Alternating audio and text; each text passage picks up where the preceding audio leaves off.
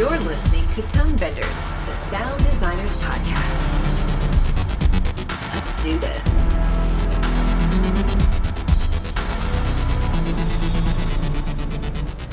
Hello and welcome to Tonebenders. My name is Tim Muirhead and I will be your host for today. This one is going to be a really fun talk because we're going to follow the white rabbit. We're going to take the red pill and we're going to do a deep dive on the sound of the new Matrix film, Matrix Resurrections. Neo and Trinity are back on the big screen after a 20-year absence, and although things have changed a lot in how the Matrix works, one thing that hasn't changed is the film sounds fantastic. It's huge, but it's detailed, and the sound pulls you in just as much as the visuals. I'm pleased to introduce you to two of the key members of the sound team of Matrix Resurrections. First up, we have Steph Flack. You will have heard her work on such films as The Bourne Identity, 8 Mile, and 2 of the 50 Shades films. She was also the dialogue supervisor on Matrix Reloaded and Revolutions. And she's back on the train again, but this time as a co-sound supervisor on the new Matrix Resurrections. Welcome to Tonebenders, Steph. It's great to meet you. Thank you, Tim. Pleasure to be here. Also joining us is the film's other co-supervising sound editor and sound designer, Dane Davis. Dane won an Oscar for his work on the original Matrix. This is his 4th film in the franchise. Dane has worked extensively with Resurrections director Lana Wachowski on several films, including Speed Racer and the series Sense8, plus many more. It's great to speak with you, Dane. Welcome to Tonebenders. Great to be here, Timothy. Let's dig into the film, because this film is kind of 8 film genres all in one. Everyone will be expecting the movie to have huge action sequences, and it does. It delivers on that. But the whole first act is basically a comedy, which is very new ground for a Matrix film. And at the core of this movie, its basic DNA is it's a love story. But there's also mystery elements, there's obviously a sci-fi element and superhero motifs, but it also turns into a zombie film at one point.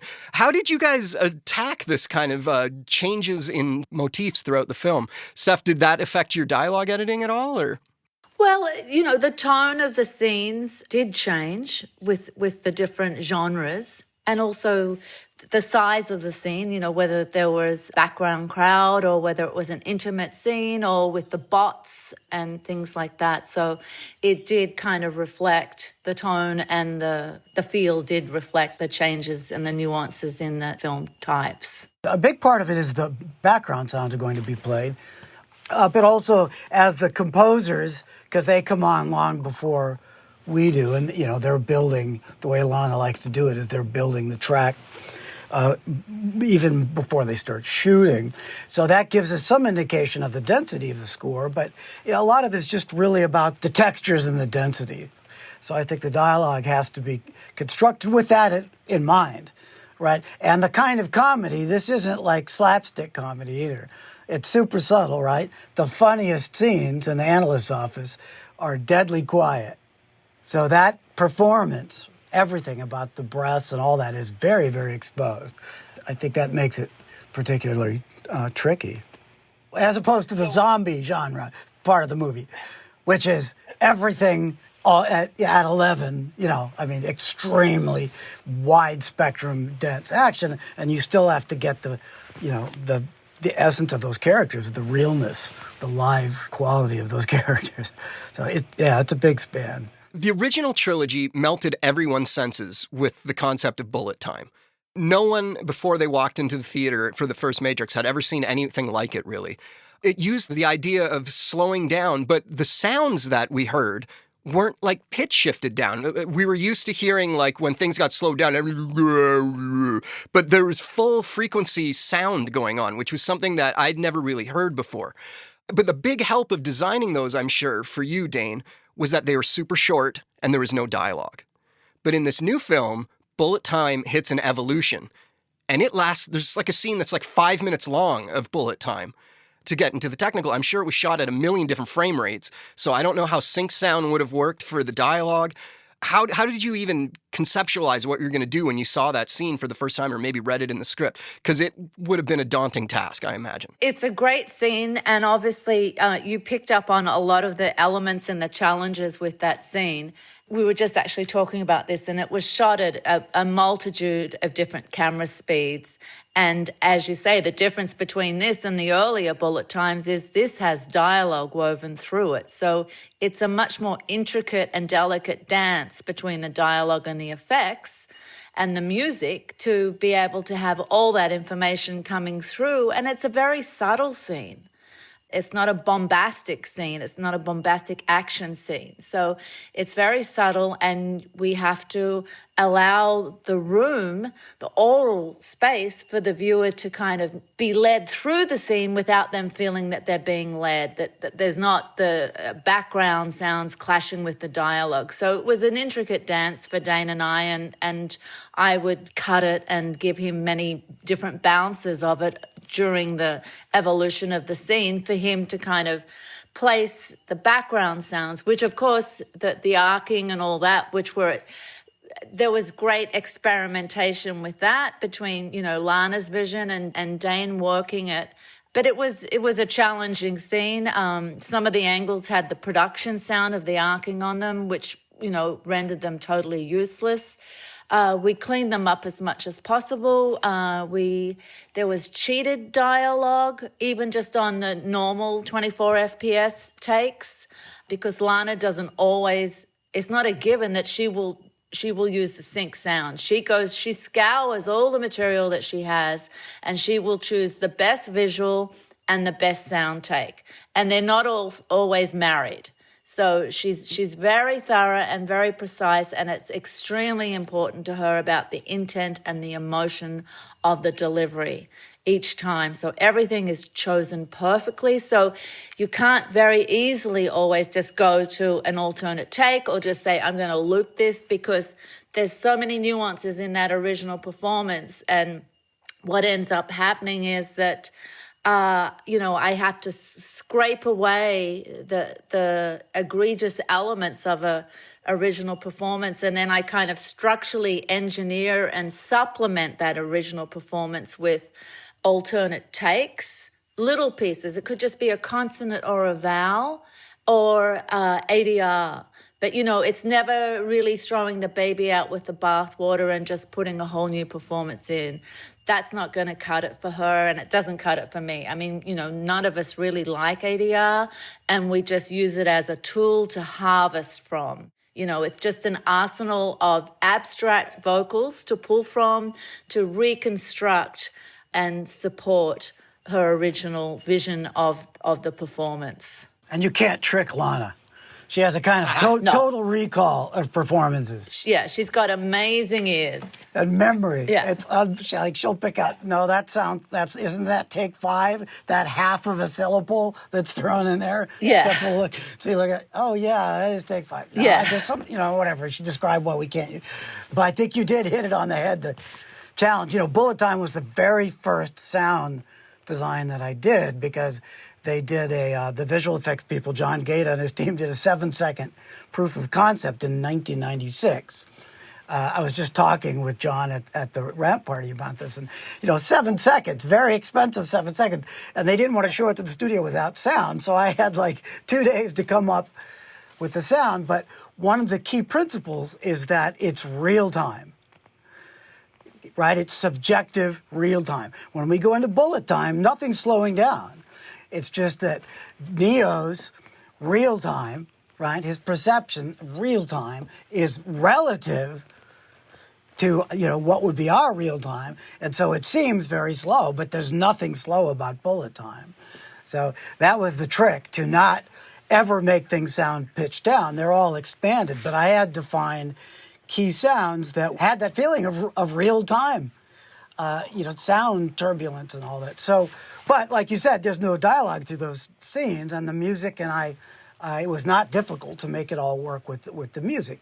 But in Super Bullet Time, as Lana calls this new scene, it is exactly the opposite, but it's still that feeling of consistent real time, right? Even though the relative time scale from the audience's point of view makes everything seem super, super stretched. But because the dialogue's always going, I had to find sounds that could establish that feeling of a gigantic relative difference in time that would play not in the foreground, which was so unbelievably hard to keep that bullet alive, right? And there were cases where the music was very delicate, and we had to find little pauses in that dialogue to just hear the whoop, whoop, whoop, whoop of the bullet, breaking the sound barrier, right, as this sort of intermittent rhythm almost. That was weird. And we had to sort of take that from how we approached the original Bullet Stopping, because there's a million tracks in there of, the turbulence, the sort of rocket engine sounds and jet sounds and all these different kinds of bullets and gun sounds, but everything got in the way. So that was extremely tricky. And then in the end, right, you get to go into sort of our own perspective and hear all the bullet sounds.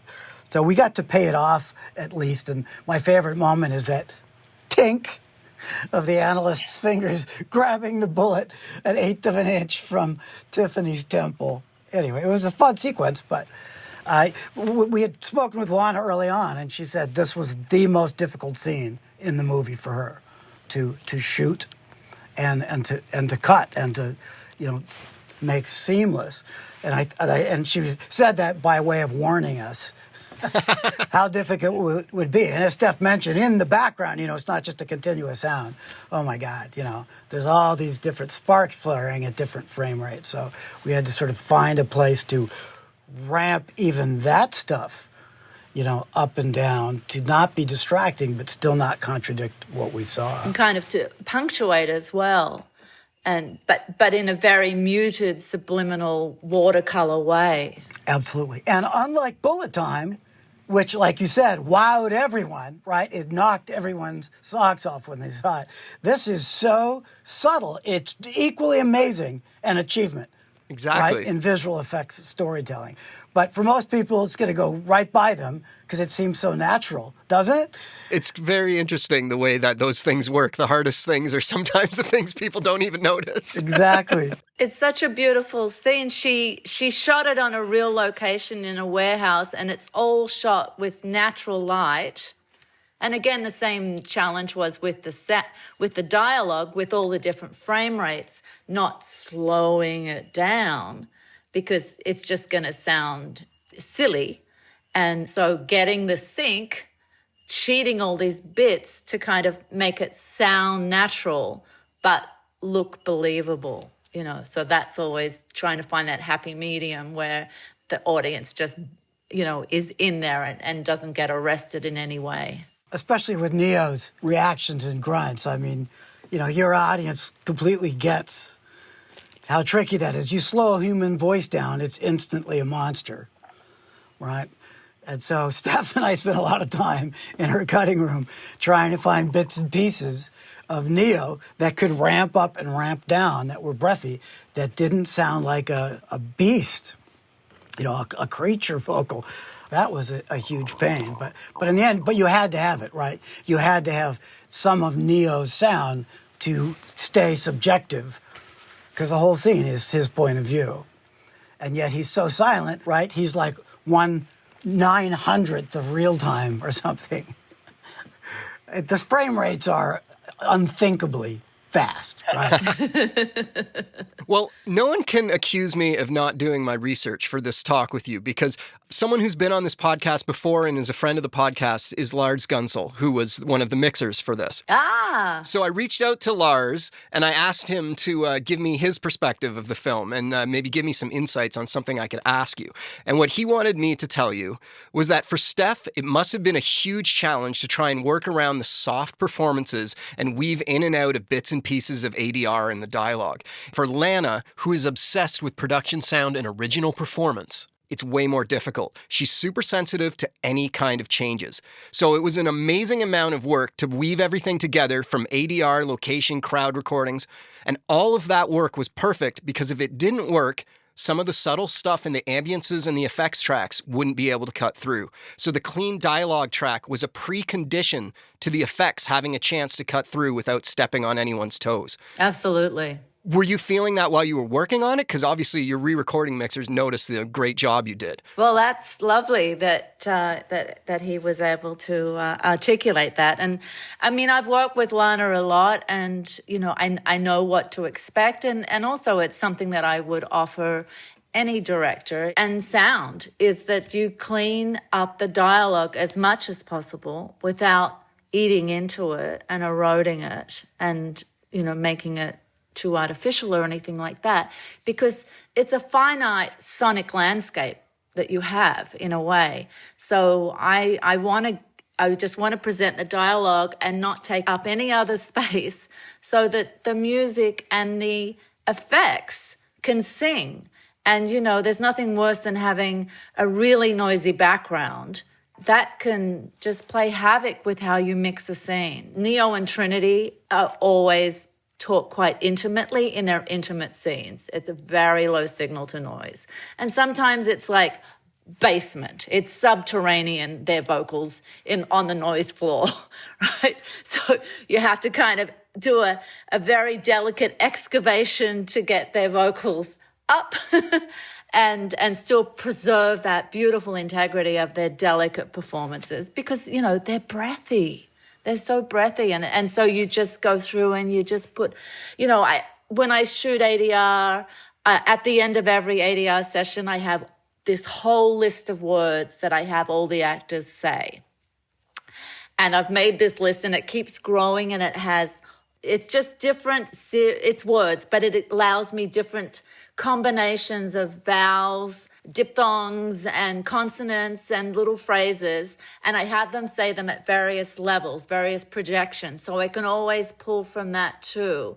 And so especially with these really breathy things, I can just add little consonants in there at a very low, nearly imperceptible level, but it gives it the clarity and the diction for the audience to understand, because the story is so much, the dialogue is so much a part of the story. And if the audience loses that for a nanosecond, then their belief is suspended. They start going, what did I miss? Was it an important thing? I mean, it always throws me out when I can't understand something. And, I try to kind of rehash it to find that missing jigsaw puzzle. And you don't want that. You really want the audience to stay in the moment, stay in the story, follow it through, empathize with the characters and ride with them in their arc through the film. And anytime it's a dropout, it's just, it can be catastrophic for their enjoyment, and they may miss something really crucial. So it's just a matter of doing all this kind of subliminal surgery that is imperceptible. Like that's the thing with dialogue editing. You have no idea what's happened. And, I always had this idea in old days that, when we had dubbing charts, and I was like, I wanted to have some calculation that you could put the dollar value in each region on the cue sheet, that this line was a $5,000 line, it only took 5 hours to do or something, and this line is 20 cents. But, because nobody knows what goes into it unless you look at the session and you see the 5,000 cuts and the volume graphing and all the little pieces and all the plug-in gizmos that have gone on to fold everything in to make a really beautiful, seamless line. Steph's sessions are taller than most effects sessions. All the work and the libraries that she maintains and seeing just a massive amount of source material. I have to say, it sort of finished that. I was at the after party the other night, and one of the producers brought up that scene where Bugs speaks very rapidly about the choice of the red and blue pills when she's talking to Morpheus. Lana shot it and cut it, and she wanted Bugs to perform that. And as fast as the human physiology could possibly allow a person to speak all those lines, and she loved the tonality of it, but no one could understand a word. And this producer was saying, when I first saw that scene, I didn't understand one word of it. Oh, honestly, when somebody offered me these things, I went off on binary conceptions of the world and said that there was no way I was swallowing some symbolic reduction of my life. And the woman with the pills laughed because I was missing the point. What point? The choice is an illusion. You already know what you have to do. And now she completely gets it, and it's still hard. You have to listen carefully. But the amount of surgery that Steph had to do over the months to make that clear without ever seeming Frankenstein or contrived in any way. That one, what is it, 5 second long That's a sort of crowning achievement, Steph. Yeah, it's all these kind of sonic pixels. It's just a Photoshop exercise with just all these little tiny pieces of, a consonant from ADR, a vowel from another take. And the challenge is she's on camera the whole way. And because she's speaking so rapidly, she doesn't articulate all the words, right? So you've got the sync where there's missing maybe consonants or vowels run together with a consonant missing. And so you have to put all that articulation back in. So to do that, obviously the line's going to run much longer, right? Because that's the problem. There's missing material and you've got a finite amount of visual sync to fit all this in. So you've got to cut it in a way that you insert the material up until the point where it becomes visually out of sync, and then you've got to tuck it back in, get in sync, and then go out of sync for a little bit of time just before it becomes visually discernible again, catch up.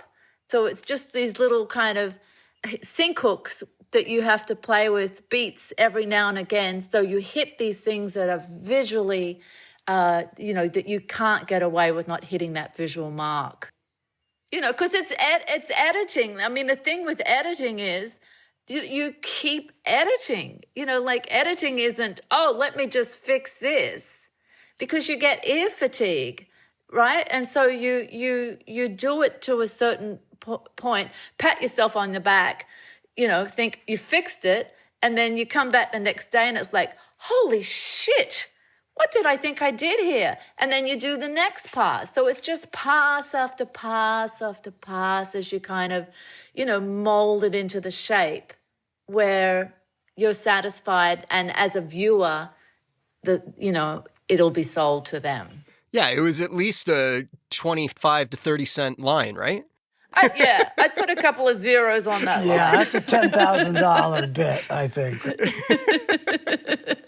Think of it, all the ADR time and all the discussions, right? And all the presentations and the rework. Oh, my God. Yeah. The other thing Lars said to me, which I thought was kind of funny, was he said that the swarm scene near the end was the densest sequence he's ever had to mix and took a lot of time. And I was thinking, who could say that wasn't the densest sequence they've had to mix? Like, that was... all hell was breaking loose on everything. You got motorcycles going nuts, glass shattering, every possible explosion, guns, everything. Dane, do you want to talk about how you even started tackling something like that? Yeah, not to mention, thousands of zombies. Yes, exactly. Whew. Yeah, it's like a movie unto itself, honestly, that whole sequence. And visually, a big part of the scene, at least for me, was how the rules were being broken, right? The Matrix was breaking all of its own rules because the stakes were so high. And, that comes across all the sort of jello, that's the word the Wachowskis always use, jello time, the gelatinization of cars and SUVs and crashing. That is, in terms of the sound effects, one of the key layers that had to be articulated and had to get through that super dense soundscape. We knew from the beginning that Lana's intention was to make that almost operatic. There's other sections of the movie that were full-on operatic, like Neo's rescue from his pod. We knew that. And you have to approach a scene differently, right? When there's an orchestra at the volume of the conductor's level, SPL, from conductor's position. But we knew in the zombie scene that music was going to be dominating. So everything else had to find its sort of space through there. And that was a big trick. And of course, the music was evolving through there.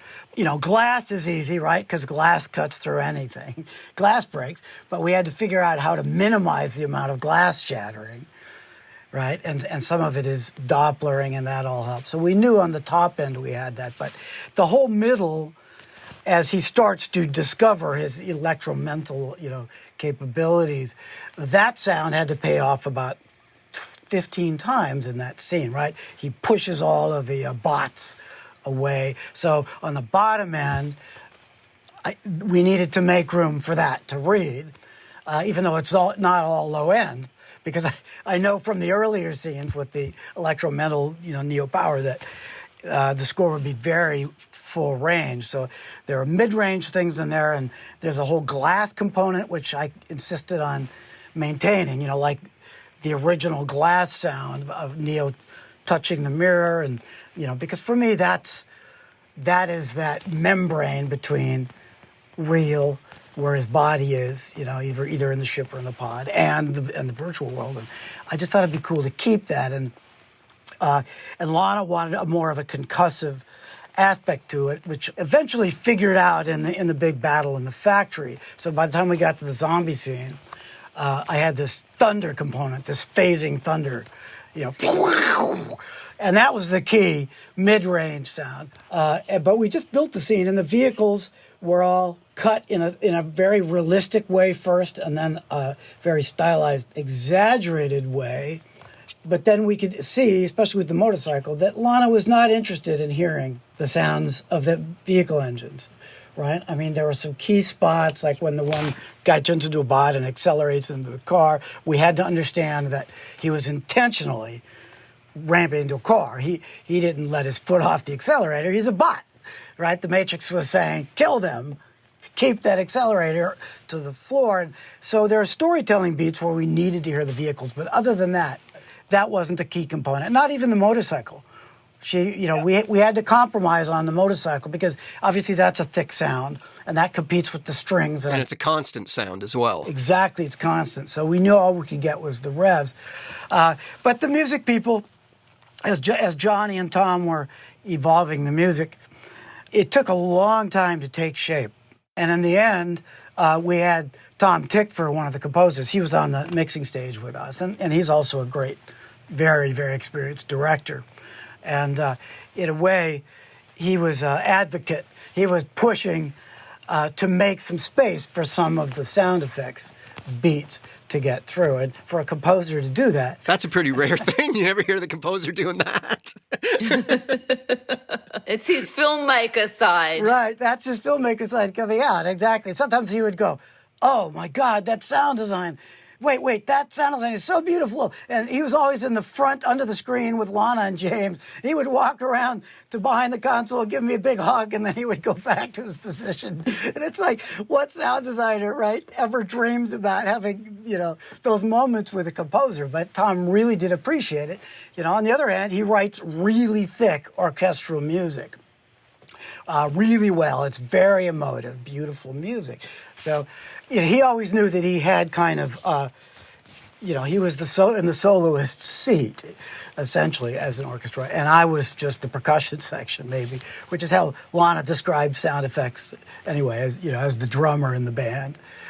But the gunshots, we tried making the gunshots also more abstract. That didn't work. So we had to keep the guns crisp. So they had to have their own little transient windows. So we worked that out. So another sound effect moment that I wanted to talk about, something that's new for this version of The Matrix, is the synthients. Is that what they're called? The creatures made out of balls, the robots made out of like ball bearings kind of thing? Or is that Exomorse. the Exomorse? Yes, the Exomorse. So how did you go about building the Exomorse?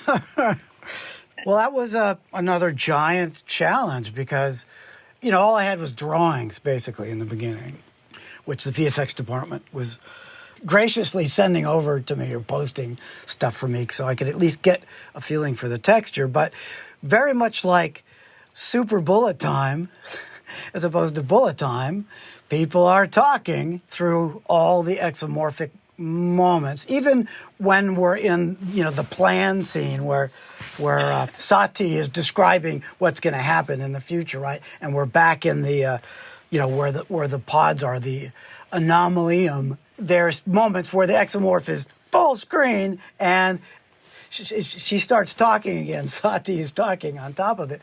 But I knew even in the introduction of Exomorpheus that the sounds would have to be descriptive of what they eventually look like and not get in the way and not be intrusive.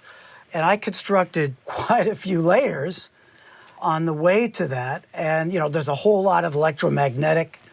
I've built all these crazy electromagnetic things, and use dynamic mics going in and out of all these overlapping magnetic fields to get, different kinds of the feeling of Doppler and heterodyning and, the harmonics and all that stuff. So I played around with a lot of that, but again, a lot of that is in the vocal range, right? And some of it's very deep, and I knew we wouldn't have the volume to make the really deep frequencies work, so I didn't have that. And I knew that ultimately you would see these individual little balls. We didn't know what color they'd be because that was always changing. Different kind of metallic silveriness versus black. And as we're going through the temps, I was building this, and the Foley people at some point came in and they started experimenting with the contact, when he would touch stuff and the balls. And they recorded a bunch of really cool things with, I don't remember, ball bearings and all these other things and BBs. And then I started integrating some of that into what I was building using some external programs and various plugins. But the trick was to keep out of the way and still suspend your disbelief, So it had to be that having a million little metal balls all vibrating and oscillating, could not make that much sound. Even when he's in the Animalium and he's jumping and doing all this crazy stuff, it had to stay within that not very loud dynamic range. In the end, I think it was some of the Foley artists' work that sells it. Right? Like when they shake hands, you could hear all of my little sounds sort of going into it, but the dominant sound is some of that Foley of little balls. And my favorite sound in the whole movie is when the Exomorph is on the Rapunzel Tower, right? With Neo, and he just walks over and puts his hands off screen on the metal, banister. And you just hear that shink, shink sound. To me, that is cinematic oral storytelling, right? At its best, because you heard all this little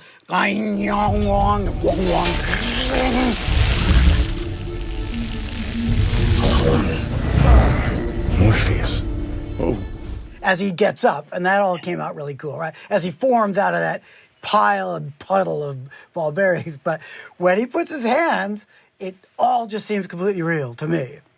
So I'm very grateful to that beautiful Foley that they did for all of that and for the whole movie. Did the Exomorphs get any special dialogue treatment? Yeah, they did. That was done by Matthias Slempert. Well, he was our dialogue and music mixer in Berlin.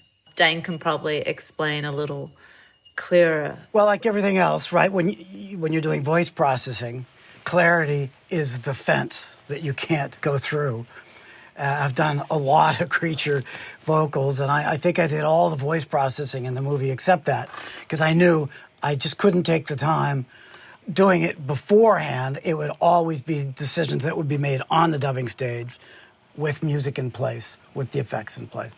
And that worked out great. And Matthias was experimenting with different things. In the end, I think it came out magnificently because it had to have a metallic resonance. It had to have a particularization to it, right? But it also had to sound like it wasn't a mouth made out of flesh, that was opening and closing to articulate. It was hard, but first and foremost, he had to be completely understandable. Not all seek to control, just as not all wish to be free. What is that? An exomorphic particle codex. It's pretty new. It gives programs access to this world, within limits. Limits are the domain of the limited. Morpheus. Thank you. It was my honor. It's essentially harmonically shifting his track and then texturizing it so that you feel a sort of a harmonization in there, a thickness, right, from those inharmonic frequencies overlapping, and a little bit of delay on it that gave it some size. And that's what I love about that.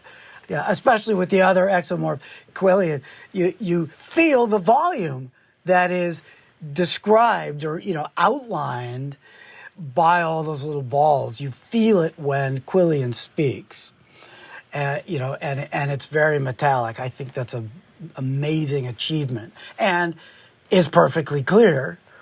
So that came out good. With Morpheus, he had, we had to also be very masculine and strong and deep, right? Morpheus, whether he's exo or not, has to have this sort of embodied animalness to it. Matthias was able to keep the power of that body, even though didn't exist, But when I was developing the sound, something that I had to keep thinking of, and I think on the stage reminded is, my hand and my finger is everything. When I touch my laptop, that's almost completely empty space. The universe is virtually, to a gigantic degree, empty space. So it's the same thing as the Exomorse, right? It's just that every atom has this shell of electrons that bumps up against the shell of electrons from some other atom, giving us the illusion of solidity. But there is no solidity in the universe, really. So for the Exomorse, it's just a more visible, obvious version of being all empty space. So when he talks, you have to imagine the breath coming through some lungs. Obviously the whole thing doesn't make any sense because he has no vocal cords. There's no trachea that you can see. But it works. It totally works. You don't think that while watching the movie, of course. As Dane was saying, we couldn't go too far because we had to retain the clarity. But on top of that, you had visuals with not really a super clear mouth because it was all the little ball bearings and everything. It was vaguely defined mouth, greater than vaguely. But so it's not like you're watching a hard sync on a mouth. And so if it's a little bit amorphous sound-wise, you can still put it together. So that was just another factor in how far we could take it in terms of intelligibility and discernibility. So what you're saying is the mouth of Morpheus was amorphous? Yeah, what's a plosive without lips? Yeah. I mean, really, what's there to plot? I have lots more questions for you, but we're running out of time. So maybe if I can kind of merge a few questions into one for both of you. Can you try and describe how different it was in terms of either tools or your approach between the last Matrix film you worked on and starting on this one? Night and day. Obviously, Reloaded and Revolutions were 2003, and now this is 2021. So that's 18 years of evolution of plugins and all the tools available to clean up dialogue. One of the great things, I think, is auto-align post, to be able to phase both mics together. And in the old days, sometimes I would hand phase and invert and do all that kind of stuff where necessary, but you didn't really have the time. That has just been a night and day for the starting board, to be able to have those mics phased, to start with a really rich, robust sound. And then from there, you can quickly isolate the problem areas and work on them. On the other films, I was only the supervisor. Julia Avishade, she was the ADR supervisor. So we worked in conjunction together, but still it was separate. And now because I'm doing both, I can easily do the microsurgery and not throw the baby out with the bathwater. And just, I know what I want to loop. I know what I want to achieve. I can cut to the chase kind of thing on an ADR stage, and I know what pieces I want. I don't care if it doesn't necessarily, it's not sync. I just am trying to find the tonal compatibility, the textual compatibility. Sync is not crucial for me because mostly I can sync it.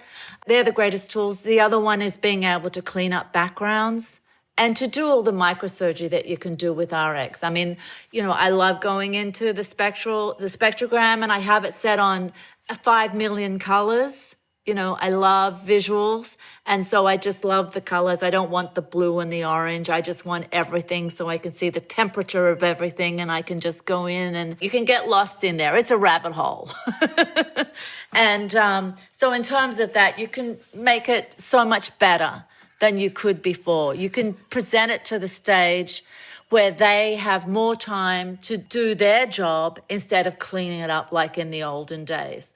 Also, one of the developments in group ADR recording because of COVID is that I record at a place in Burbank and they have 11 isolated rooms.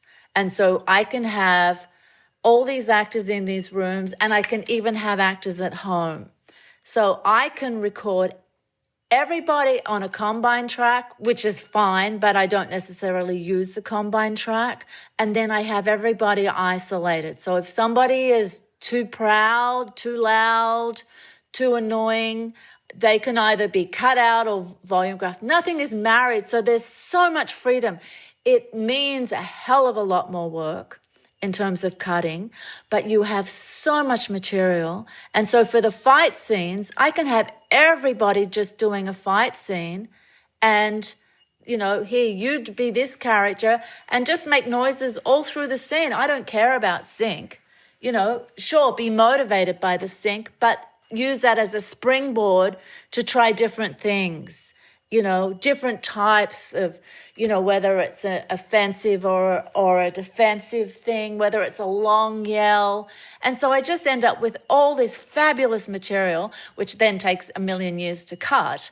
But it makes it so much better. The quality is so much better.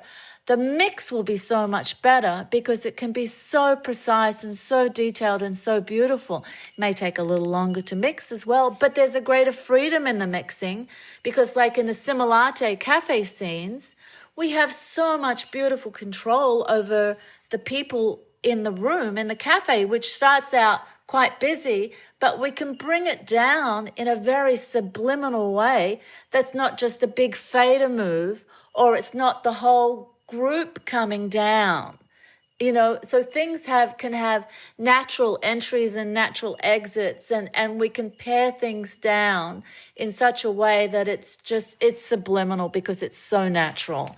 So all my styles and techniques are constantly evolving. I'm always looking for a way to do something different, something better really, and different. I'm open to all ideas. So yeah, over that 18 years, things have changed a lot in terms of the dialogue and the ADR. Okay, Dane, your turn. Over the last 18 years, how did your approach evolve? I'm always into analog emulators. I was on the first movie. I tried to do everything as digital as possible, but everything had to sound very analog, right? So the analog emulators, like overload emulators, were super crude in those days. Oh my God, everything was crude. By today's day, all the software I used was hopelessly crude.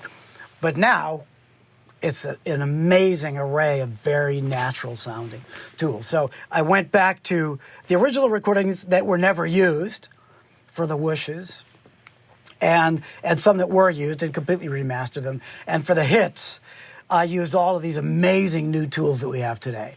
I basically made all new hits and punches and thuds and body falls and impacts of all kinds with these new tools. So it has a degree of energy, a degree of dangerousness that I really couldn't even get right before. Sorry, can I just stop you for 1 second? You're saying you took the original recordings you made for the first movies and then remastered them with today's tools, so they're the same bass sounds, just kind of with modern processing? Right. That's super cool. Oh, that's awesome. Yeah, right. For a storytelling logic, it couldn't sound like a completely new kind of hit. There's a bunch of new stuff that's used in there, but the basic skeleton of it had to sound related to those fights. It's the Matrix. It had to sound familiar. Nothing like a little nostalgia, right? Like Morpheus says. So they are really very different sounds. In the movie, the way we mixed them are, to some extent, different. But it connects back to that. Lars and I and Jeremy Pearson and Laurent and all other people that cut in those effect scenes, and Albert Gasser cut in a lot of that stuff. We had fun trying to balance between sounding familiar and sounding, wow, new. Again, it had to connect to what people were familiar with and what the characters were familiar with. I can't thank you enough for talking to me about all the great work you did on this film today. Congratulations, and hopefully we can talk again soon. Thanks a lot. Thank you, Tim. It's been fun. Thanks, Tim. It was an absolute pleasure. Tonebenders is produced by Timothy Muirhead, Renee Coronado, and Teresa Morrow. Theme music is by Mark Strait. Send your emails to info@tonebenderspodcast.com. Follow us on Twitter via @thetonebenders and join Tonebenders Podcast on Facebook. Support this podcast. You can use our links when you shop with Amazon or B&H, or leave us a tip. Just go to tonebenderspodcast.com and click the support button. Thanks for listening. Are you looking for more audio-related podcasts to listen to? Tonebenders is part of the Audio Podcast Alliance, featuring a hand-picked selection of the very best podcasts about sound. Be sure to hear the latest episodes from our friends in the community at audiopodcast.org.